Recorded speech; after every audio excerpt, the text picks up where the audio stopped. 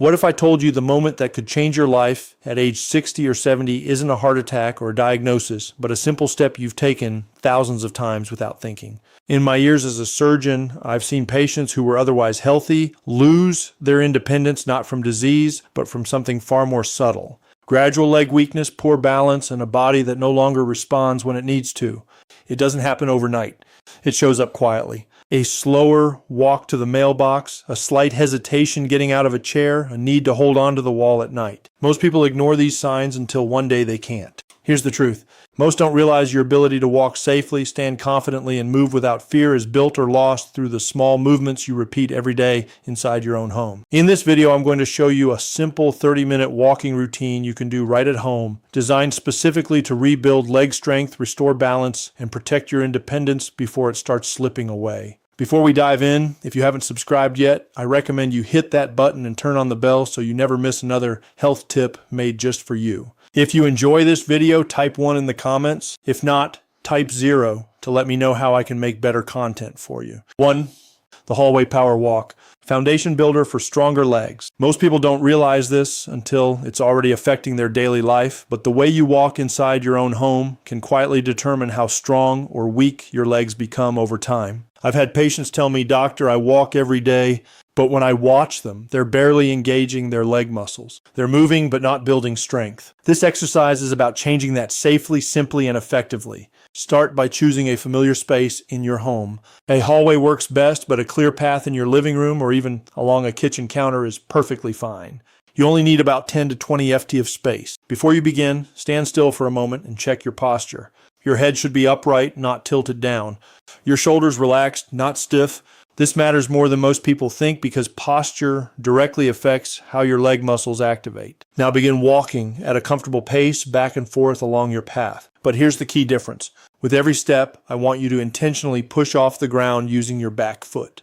Not just step forward, but push. You should feel your calf tighten slightly as you do this. That push is what activates the muscles responsible for propulsion, balance, and stability. Walk for about 8 to 10 minutes continuously. If that feels like too much at first, start with 3 to 5 minutes and build up over a week. Consistency is far more important than intensity, especially at your stage of life. Now let's talk about something most seniors quietly worry about: balance.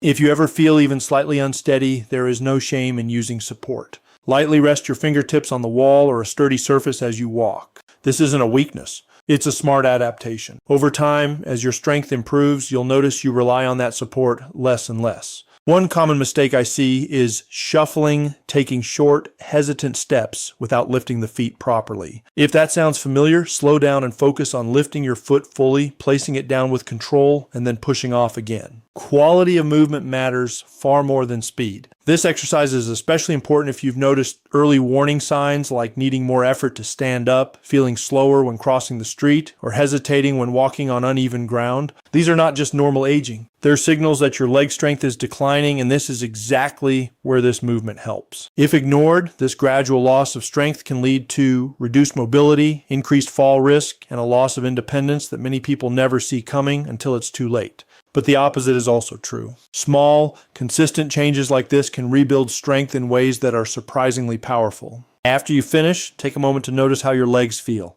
Slight warmth or mild fatigue is a good sign.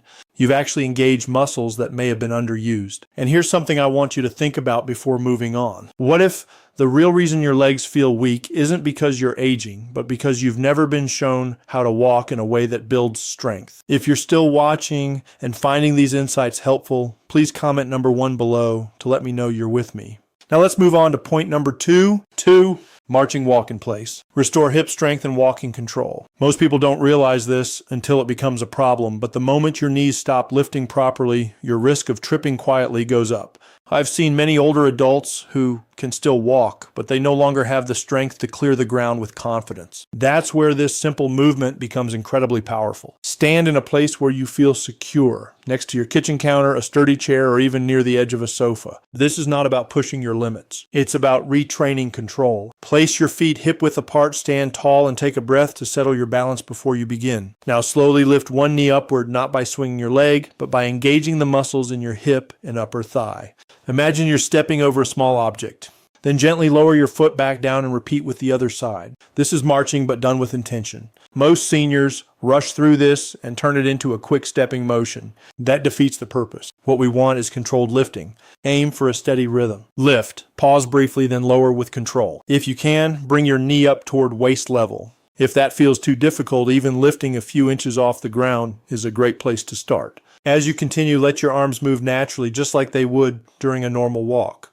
This helps your brain reconnect upper and lower body coordination, which is essential for real-world movement like crossing a street or navigating a busy grocery store. Try this for about 5 minutes. If that feels like too much at first, break it into shorter intervals, maybe 1 or 2 minutes at a time, with rest in between. Consistency matters far more than intensity. Now let's talk about what this exercise is really doing beneath the surface. It strengthens your hip flexors, which are critical for lifting your legs when walking. It also engages your core, helping stabilize your body so you don't sway or lose balance. And perhaps most importantly, it retrains your brain to trust your legs again. This is especially important if you've noticed subtle changes, like your foot occasionally catching on a rug, feeling hesitant, stepping onto a curb, or needing to hold on to something when getting in and out of a car. These are not small issues. They are early signals that your lifting strength and coordination are declining. If you ignore this, the body adapts in the wrong way. Steps become shorter, slower, and less stable. Over time, this increases the risk of falls, not because you're weak overall, but because your legs aren't lifting when they need to. If balance feels challenging, keep one hand lightly on a surface for support. There's no shame in that. Safety always comes first. Over time, as your strength improves, you may find yourself relying less on that support without even realizing it. Done regularly, this exercise can restore a sense of control in your walking that many people thought they had already lost. But here's something even more important. What happens when your feet are placed one directly in front of the other, forcing your body to stabilize in ways it's no longer used to? That's where the real test begins. 3. Heel-to-toe walk. Rebuild balance before it fails you. Most people don't realize their balance is slipping until the day something unexpected happens. A missed step, a sudden turn, a moment where the body just doesn't respond fast enough. And by then, confidence is already shaken. Here's the truth I share with my patients over 60. Balance isn't something you either have or don't have. It's something you train or slowly lose. And one of the most effective ways to rebuild it is with a movement so simple, it almost feels uncomfortable at first. Walking heel to toe, start by finding a safe, quiet space in your home. A hallway works well, or even along a kitchen counter where you can reach out if needed. Stand tall, feet together, and take a breath before you begin. This isn't about rushing. It's about control. Now place the heel of one foot directly in front of the toes of the other foot as if you're walking on a tightrope. Not close, not approximate. Line them up as precisely as you can. That alignment is what challenges your balance system. Shift your weight slowly forward onto the front foot. Pause for a brief moment. Feel that slight wobble? That's your body waking up muscles that haven't been used properly in years. Small stabilizers in your ankles, knees, and hips that are critical for preventing falls. Then bring your back foot forward and repeat the same motion. Heel touches to, step, pause, stabilize. Continue for about 10 to 15 steps, then turn carefully. No quick twisting and walk back the same way. Do this for about 5 minutes. If you need support, lightly hover your hand near the wall or counter. Try not to grip unless necessary. The goal is to challenge your balance, not eliminate the challenge entirely. Now here's where this exercise becomes powerful. The pause. Most people skip it. They step too quickly trying to get through the movement, but that brief pause after each step is where your nervous system learns to stabilize. It's where your brain and muscles reconnect. This exercise is especially important if you've ever felt unsteady walking in crowded places, turning quickly, or navigating uneven ground like a driveway or sidewalk. Those situations require your body to make constant micro adjustments. And if those systems are weak, your risk of falling increases significantly. What many older adults don't talk about is the fear that comes with that instability. The hesitation before walking into a busy store. The quiet decision to avoid certain places.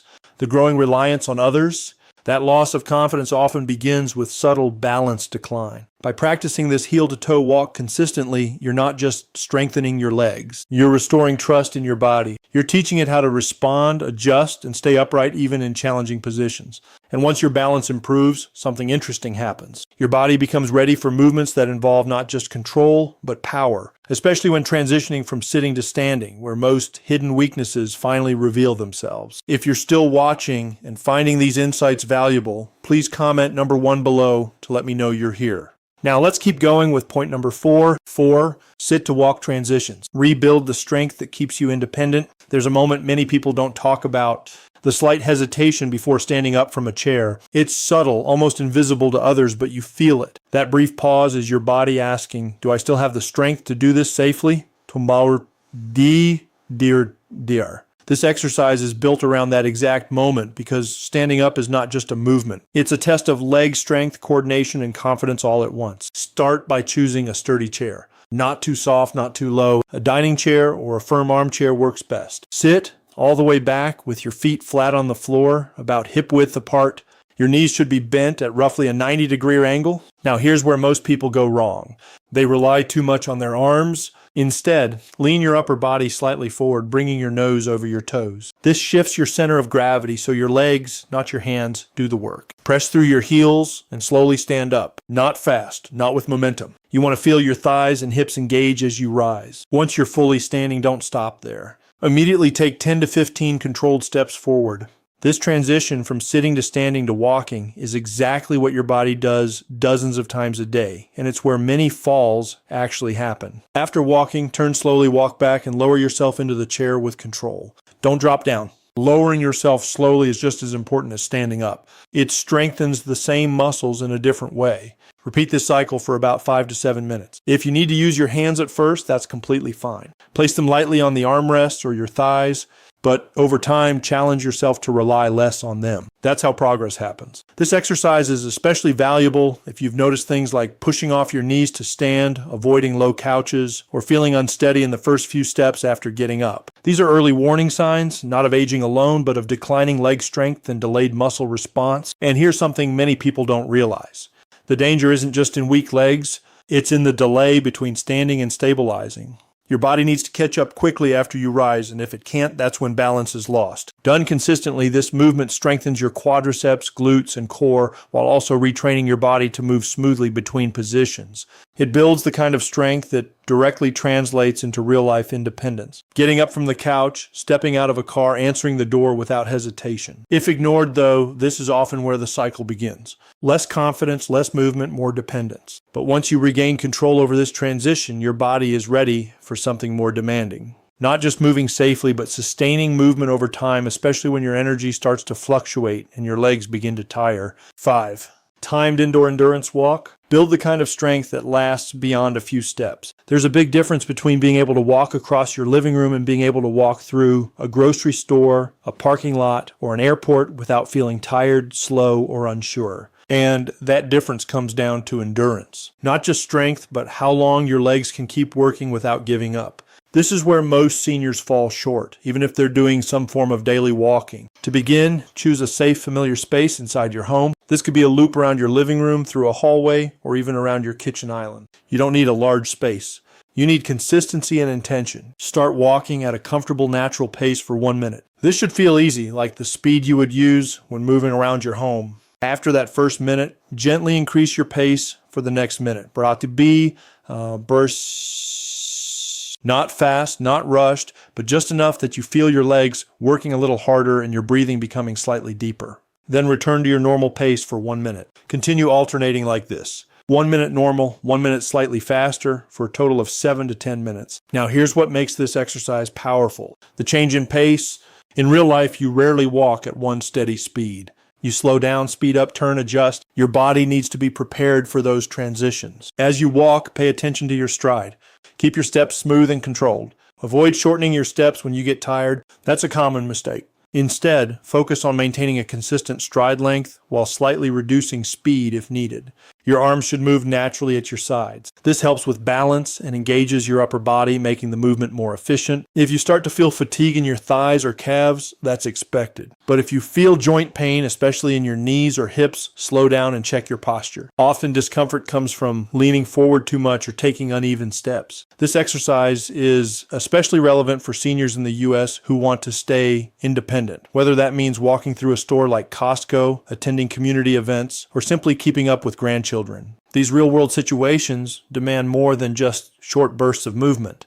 When done regularly, this walking pattern improves circulation, strengthens your leg muscles, and most importantly, builds confidence in your ability to keep going without fear of sudden fatigue. And here's something many people don't expect. Once your legs regain both strength and endurance, your body starts to feel different in everyday life. Standing feels easier, walking feels smoother, and even your balance begins to improve without you consciously thinking about it. But the real transformation doesn't happen from just one exercise. It comes from how all these movements come together into a simple, repeatable routine that your body can rely on every single day. Your legs decide your future, what the next 1 to 5 years will look like. What you've seen today is not just a set of simple movements. It's a quiet turning point. Because whether most people realize it or not, leg strength after 60 is not something you maintain by accident. It either improves because you train it intentionally, or it declines slowly, silently, and often unnoticed until something goes wrong. In my years of working with older adults, I've seen two very different futures unfold. The first is gradual but predictable. Steps become shorter, balance becomes uncertain, getting up from a chair takes more effort, and walking outside starts to feel like a risk instead of freedom. Over the next 1 to 3 years, this often leads to reduced activity, more time sitting, and a cycle of weakness that accelerates faster than most expect. By year 3 to 5, many people begin relying more on support, canes, assistance, or avoiding movement altogether. Not because they chose to, but because their bodies quietly lost the capacity. But there is another path, and it doesn't require extreme workouts or perfect health. It requires awareness and consistency. The exercises you've learned, walking with intention, lifting with control, stabilizing your balance, transitioning safely, and building endurance are not random. Together, they retrain your body to move the way it was designed to move. Here's the deeper truth most people overlook. Your body doesn't fail all at once. It gives small warnings, a slower reaction when you trip, a moment of hesitation before taking a step, a subtle loss of confidence when walking in unfamiliar places. These are not just signs of aging. They are signals asking for attention. If you ignore them, the risks increase. Falls become more likely. Recovery becomes harder, and perhaps most importantly, independence begins to slip away. Not suddenly, but gradually, in ways that affect your daily life, your confidence, and even your willingness to stay socially active. But if you respond early, if you choose to train your legs with purpose, you change that trajectory. Within a few weeks, you may notice better stability. Within a few months, stronger steps and less fatigue. And over the next few years, something even more valuable, the ability to move freely, confidently, and without fear. This is not about adding years to your life. It's about protecting the quality of those years. And now the question becomes very simple but very real. Will your legs carry you forward with strength and confidence? Or will they slowly hold you back without you even realizing it until it's too late? These lessons are meant to inspire you to live fully and authentically. Now, I'd love to hear from you. Take a moment to reflect and share one thing you've learned and plan to apply in your own life. Let's support each other on this journey toward embracing these truths. If you enjoyed this video, please leave a comment with 1. If not, feel free to comment with 0. Your feedback means a lot to us. Don't forget to like, share, and subscribe to our YouTube channel for more content like this. Thank you for watching, and here's to living life on your own terms.